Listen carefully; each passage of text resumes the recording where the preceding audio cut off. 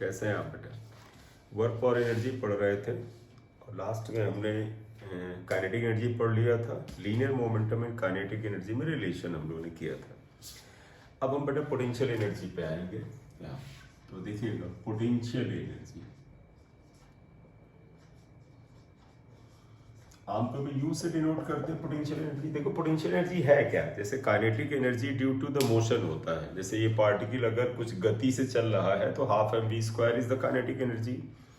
वैसे potential energy is the energy due to the position of a particle. जैसे pen है, ये जमीन से कुछ ऊंचाई पर है तो इसके पास एक पोटेंशियल एनर्जी है। ये रुका हुआ है तो भी, अगर मान लीजिए मेरे हाथ पे था, मैं यहाँ पर ले आऊं तो मैं कहूँगी इसकी इस जगह पे पोटेंशियल एनर्जी यहाँ के कंपैरिजन में बढ़ गया, क्योंकि मैंने वर्क किया। किसके अगेंस्ट किया? ग्रेविटेशनल फोर्स के अगेंस्ट। तो एक चीज ध्यान रखिएगा, पोटेंशियल एनर्जी की जो डेफिनेशन है वो इलास्टिक फोर्सेस के लिए होती है, कंजर्वेटिव फोर्सेस के लिए होती है, ज्यादा बेटर वर्ड होगा। तो electric potential energy is defined for the conservative forces. जैसे ग्रेविटेशनल फोर्स, ग्रेविटी के अगेंस्ट आप वर्क करते हैं, तो जैसे मैं इस पेन को इसके वेट के यानी ग्रेविटी फोर्स के अगेंस्ट ऊपर ले जाऊं, आई हैव वर्क डन। यही वर्क बेटा इसमें पोटेंशियल एनर्जी के फॉर्म में स्टोर हो गया। अगर आप याद करो 12th में आपने पढ़ा कि दो चार्ज पार्टिकल है, मान लीजिए एक चार्ज पार्टिकल यहाँ पर है, ये और ये है, ये दोनों अगर एक दूसरे को अट्रैक्ट करें तो इसके अट्रैक्शन के खिलाफ हम अगर इसको दूर ले जाएं तो I as a external agent is working against the attraction. देखो ये अट्रैक्ट कर रहे हैं, अंदर की ओर आ रहा है। क्यों आ रहा है? इलेक्ट्रोस्टैटिक फोर्स लग रहा है। उसके अगेंस्ट में इनको थोड़ा दूर रख दो तो हमने वर्क किया। वर्क कहाँ गया? इसमें पोटेंशियल एनर्जी के फॉर्म में स्टोर हो गया, राइट? क्यों? क्योंकि जो इलेक्ट्रोस्टैटिक फोर्स है वो भी एक कंजर्वेटिव फोर्स है।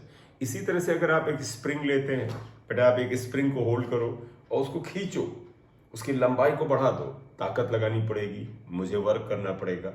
उसके बाद छोड़ दो तो स्प्रिंग ऐसे ऐसे ऑसिलेट करने लगती है।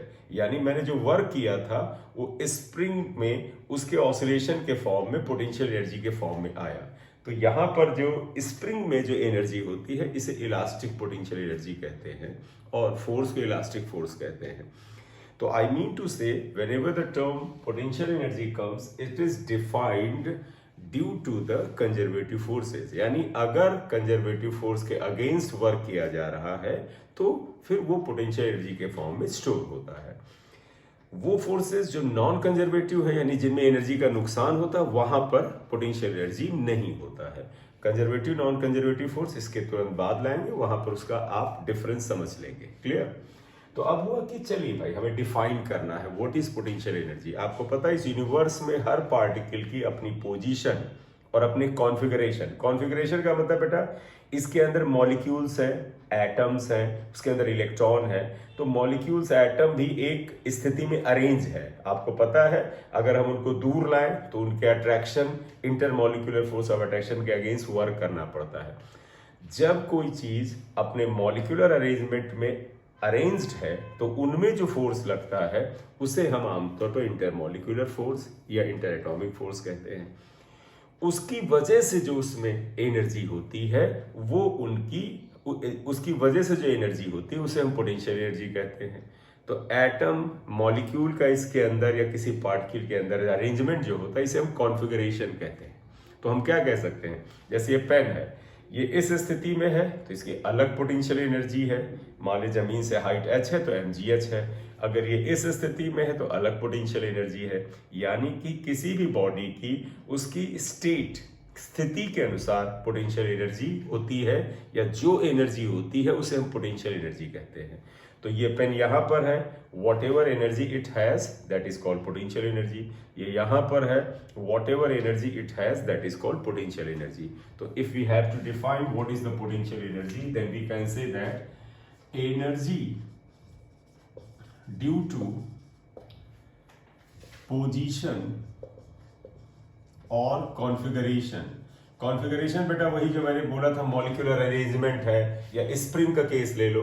स्प्रिंग में तुम्हें पता टर्न होते हैं, तो उनके टर्न की वजह से उनमें एक एनर्जी होती है। मानो खींच के देखो तो वो कॉन्फ़िगरेशन कहला सकता है। तो आप कह सकते हैं due to the position and configuration is called potential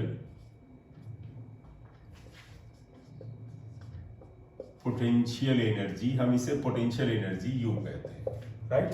तो potential energy is due to the, आप कह सकते हैं, पोजीशन और कॉन्फ़िगरेशन। अब जैसे मैं तुम्हें एक एग्जांपल दूं, अगर आप देखिएगा ये मास m है, ये इस जगह पर है, तो इसका वेट जो कि फोर्स होता है वो नीचे की ओर काम करेगा। अगर इसके वेट के अगेंस्ट हम इसको खींच करके यहां तक ले आए, सपोज हम यहां तक ले आते, हम यहां तक ले आए, और ये जो स्थिति थी बेटा, ये जो स्थिति थी A थी, और ये जो स्थिति है ये B है। देखिएगा ये स्थिति B, यहां तक ले आए। जब पार्टिकल को यहां से यहां तक डिस्प्लेस किया तो इसका डिस्प्लेसमेंट h के बराबर है। तो अगर आपसे मैं कहूं what is the work done in displacing this mass from this point two this point, यहां तक लाने में वर्क डन क्या हुआ, तो आप कहोगे फोर्स इनटू डिस्प्लेसमेंट।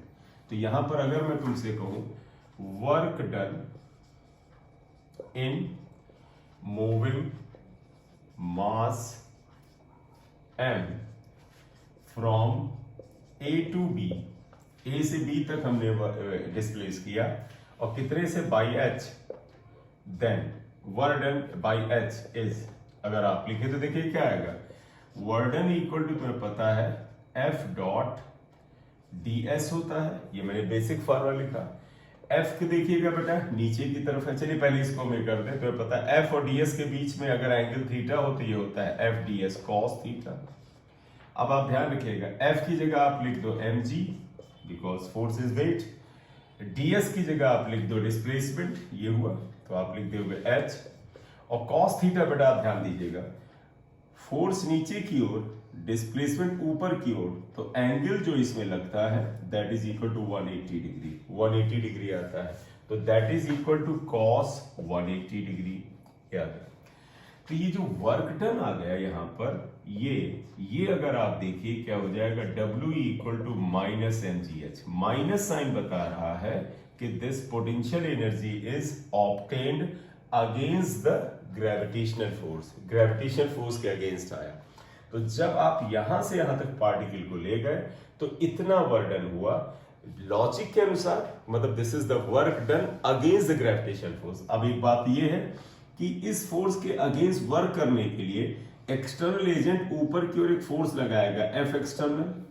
तो अगर मैं कहूं यहां से, भाई आप बताओ, इस पेन को अगर मैं ऊपर ले जाऊंगा तो मैं फोर्स लगाऊंगा, वो फोर्स ये है, तो ये वर्क डन जो आया ग्रेविटी के अगेंस्ट आया। सिमिलरली अगर आप लिखें, सिमिलरली वर्क डन बाई, अगर मैं F एक्सटर्नल लिख देता हूं, F एक्सटर्नल, तो यहां पर जानते हो बेटा ये 180 नहीं होगा, क्यों, क्योंकि फोर्स भी ऊपर है बेटा, डिस्प्लेसमेंट भी ऊपर है, तो वर्क डन यहां पर क्या आ जाएगा, जरा देखिएगा, वर्क डन में आप क्या आ जाएगा, आप लिख सकते हैं work done equal to force into displacement cos theta.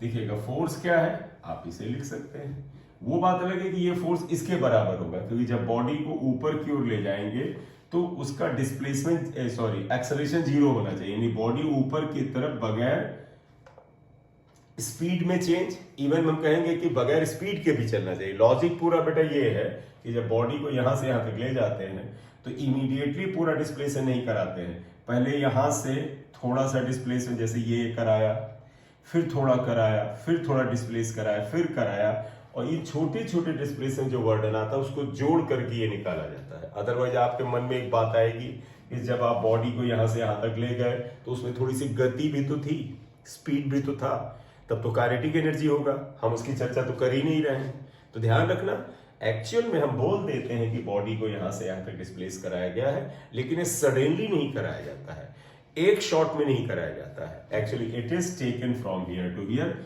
In infinite number of small displacement. जैसे यहां से यहां तक ले गए, तो जब किसी चीज को बहुत धीमे से थोड़ा बढ़ाया तो उसमें स्पीड जो होती है उसमें चेंज 0 होता है लगभग। तो ये कंसेप्ट यहां काम करता है कि it should be taken from A to B in infinitesimally small segments so that there will be no change in energy, otherwise kinetic energy आ जाएगा। वापस आ जाते हैं इस जगह, what is the work done against the external force. मैं अभी एक external force बात करता हूँ। देखो एफ की जगह अगर आप लिखना चाहें तो एफ एक्सटर्नल लिख लीजिएगा, डीएस की जगह लिखना चाहें एच लिख लीजिएगा। देखो फोर्स ये और डिस्प्लेसमेंट दोनों ऊपर हैं तो आप cos 0 लिख लीजिएगा। एफ एक्सटर्नल की वैल्यू बेटा नीचे वाले फोर्स वेट के बराबर होगी, तो यहां पर आप mg लिख लेना, क्योंकि वास्तव में एफ एक्सटर्नल आप उतना ही लगाएंगे जितना उस बॉडी का वजन है, क्योंकि हमें एक्सेलरेट नहीं कराना है। तब ये cos 0 1 होता है, ये mgh आ जाएगा, तो work done will be mgh, ये mgh के बराबर आ जाएगा, राइट। तो हम यहां पर ये क्या कह रहे थे, जरा सुनिएगा।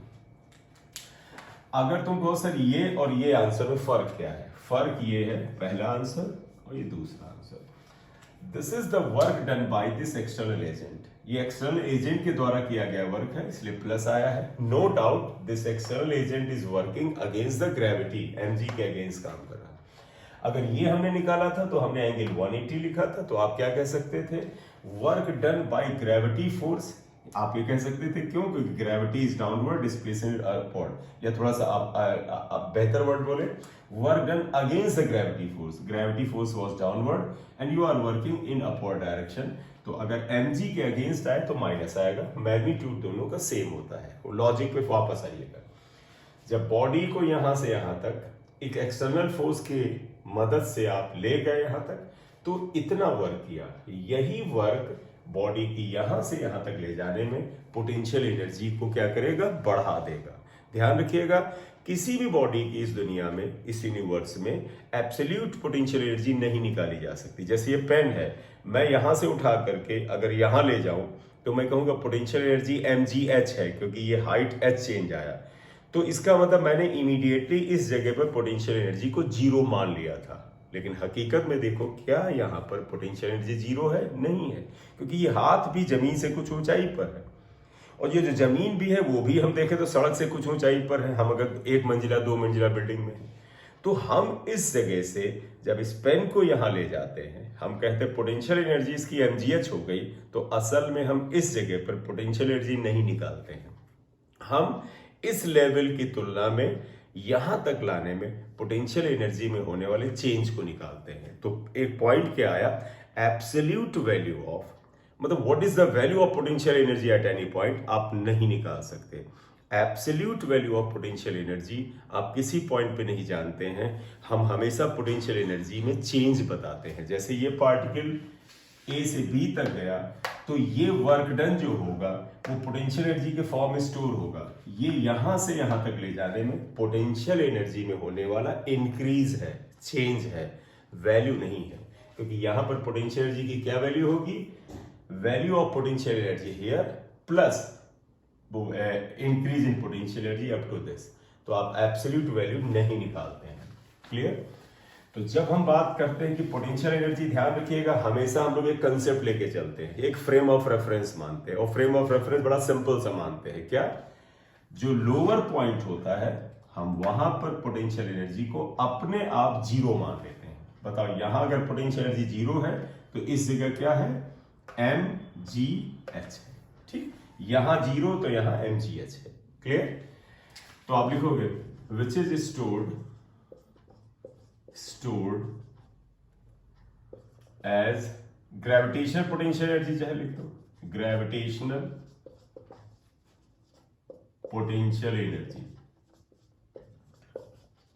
ये ग्रेविटेशनल पोटेंशियल एनर्जी के फॉर्म में स्टोर हो जाता है, राइट।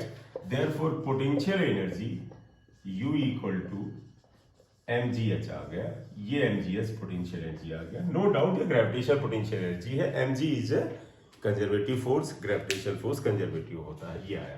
तो एनीवे, जब हम एक बॉडी को उसकी इनिशियल पोजीशन से फाइनल पोजीशन पर ले जाते हैं, अगर हाइट में इंक्रीज होता है तो पोटेंशियल एनर्जी बढ़ती है, और अगर हम इसको नीचे लाते हैं तो पोटेंशियल एनर्जी घटती है। ये पोटेंशियल एनर्जी इस ग्रेविटी फोर्स के अगेंस्ट इस एक्सटर्नल फोर्स के द्वारा किए गए वर्क की वजह से स्टोर हुई है। क्लियर? ये आया। तो ये तो हो गया कि भाई ये पोटेंशियल एनर्जी आ गई। अब हम इतना आप थोड़ा सा नोट कर लें। अब हम बात करेंगे रिलेशन बिटवीन, देखो रिलेशन बिटवीन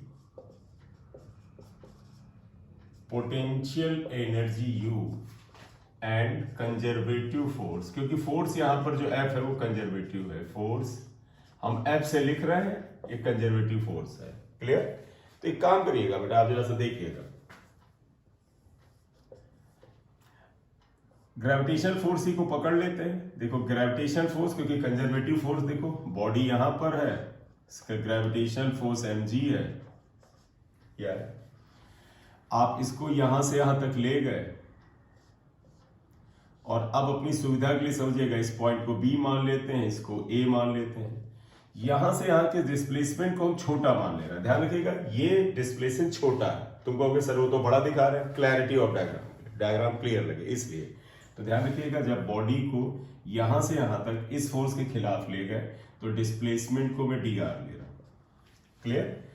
अब आप बताइएगा, अभी मैंने तुम्हें बताया बेटा, जब बॉडी को A से B तक ले जाएंगे, जो इस ग्रेविटी फोर्स के खिलाफ ये एक्सटर्नल फोर्स वर्क करेगा, ये वर्क करेगा इसके खिलाफ, ये वर्क पोटेंशियल एनर्जी के फॉर्म में स्टोर होगा, लेकिन पोटेंशियल एनर्जी की एब्सोल्यूट वैल्यू नहीं पता होती है, यानी इस जगह पोटेंशियल एनर्जी की असल में क्या वैल्यू हमें नहीं पता है। तो तुम कहोगे सर निकालते क्या है, हम A से B के बीच में पोटेंशियल एनर्जी का अंतर निकालते हैं, डिफरेंस निकालते हैं। तो ये वर्ड में यहां फॉलो करूंगा, देखिएगा, वर्क डन अगेंस्ट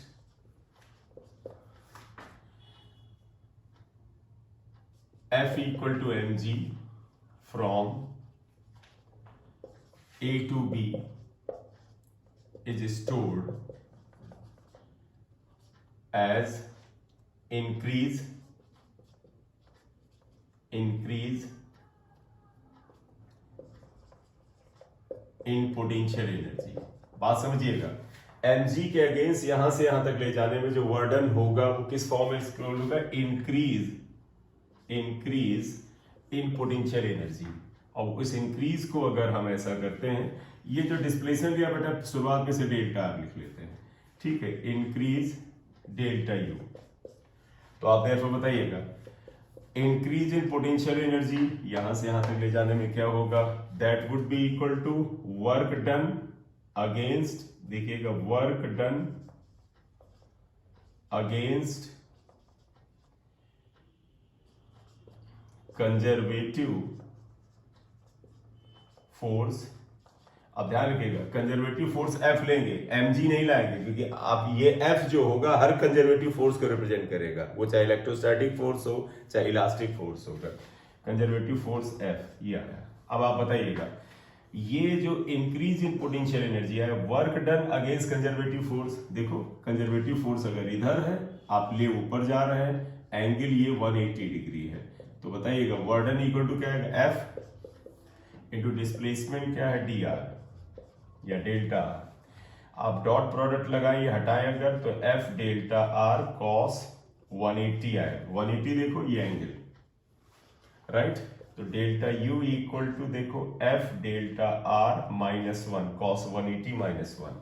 तो अब जरा सा ध्यान दीजिएगा, therefore conservative force F is equal to minus delta U by delta r. ये रिलेशन ध्यान रखो, ये बड़ा काम का होता है। यहां पर F हमेशा कंजर्वेटिव फोर्स है, ये नॉन कंजर्वेटिव फोर्स नहीं है। क्लियर? इतना नोट कर लो, फिर और आगे बढ़ाएं। ये देखिए क्या हुआ बेटा, बताता है कि F is what, conservative force. Conservative force is negative of the change in potential energy with respect to distance.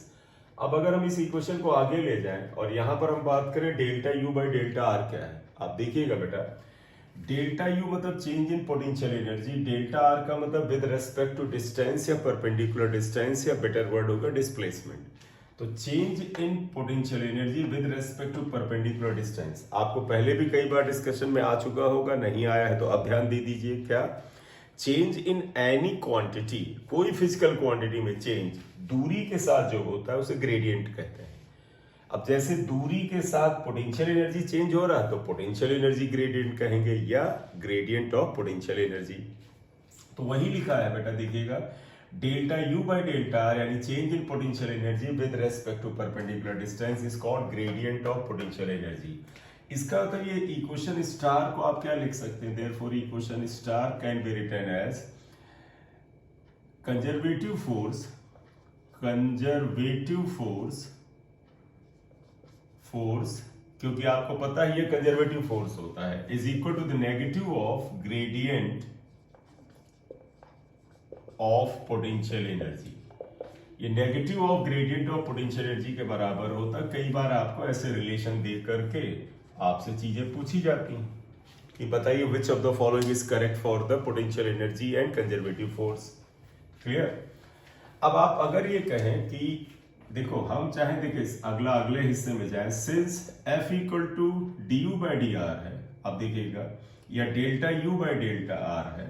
अब आपका मन होगा कि हम इसे डिफरेंशियल फॉर्म में लिख सकते हैं, तो इसको देखो हम ऐसे लिख सकते हैं, F इक्वल टू डेल्टा को आप लिख सकते हैं D U by d are. हाँ ये ध्यान रखना यहाँ माइनस होना चाहिए था, राइट। तो F equal to minus delta U by delta r, जहां पर ये इतने के बराबर है। क्लियर। तो ये आपका आ गया F equal to minus delta U by delta R, यानी कि minus d U by d R आ गया। तो आप इसको इस फॉर्म में भी लिख सकते हैं, 3 स्टार में आ गया। क्लियर। फिर अगर आप देखिएगा ये क्या बताता है कि अगर आप आगे जाए, अगर आप देखिएगा इसको, तो अगर ये कहता क्या है, देखिए ये क्वेश्चन कहती है कि अगर u की वैल्यू दी जाए तो उसे डिफरेंशिएट कर दो तो फोर्स आ जाता है, यानी पोटेंशियल एनर्जी इज गिवन, तो अगर आप डिफरेंशिएट कर दो तो वो कंजर्वेटिव फोर्स आ जाता है। इसे क्रॉस मल्टीप्लाई करें तो देखो क्या आएगा, d U equal to minus F d r. इसे अगर हम इंटीग्रेट करें, इंटीग्रेट करें तो integral d U equal to minus F d r का इंटीग्रेशन आ जाएगा। क्लियर। तो इंटीग्रल डी यू क्या है, यू होगा, तो माइनस एफ डी आर आ गया। तो इसलिए आप कह सकते हैं, सुनिएगा बात को, कि कंजर्वेटिव फोर्स दिया हो तो उसे इंटीग्रेट कर दो डिस्टेंस के रेस्पेक्ट में, तो यू आ जाता है, पोटेंशियल एनर्जी आ जाता है। ये नेक्स्ट इंफॉर्मेशन आ गई। तो ये आ गया पोटेंशियल एनर्जी की बात कि what is relation with the conservative force. Here F is always conservative force. Clear.